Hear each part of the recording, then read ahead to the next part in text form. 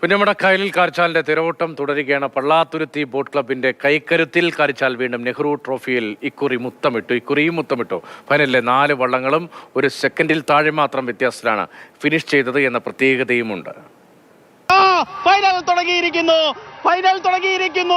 ആരാണ് ഇത്തവണത്തെ നെഹ്റു ട്രോഫിയിൽ മുത്തമിടുക എന്ന് ഇനിയും ഒരു 5 മിനിറ്റിനുള്ളിൽ അറിയാൻ സാധിക്കും. 4.5 മിനിറ്റിനുള്ളിൽ അറിയാൻ സാധിക്കും.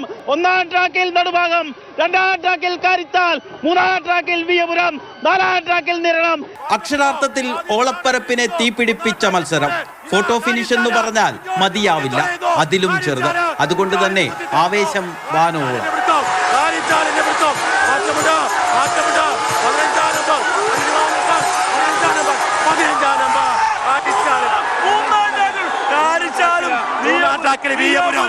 എട്ടു വർഷത്തിന് ശേഷമാണ് കാരിച്ചാലിലേക്ക് കപ്പ് കൊണ്ടുപോകുന്നത്.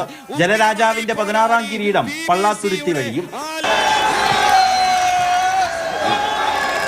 തുടർച്ചയായ 5-ാം കിരീടം എന്ന ചരിത്രത്തിലേക്കാണ് പള്ളാത്തുരുത്തി തുഴഞ്ഞു കയറിയത്.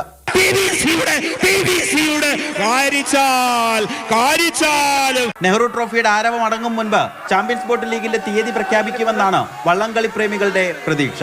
Team Mathrubhumi news, Alappuzha.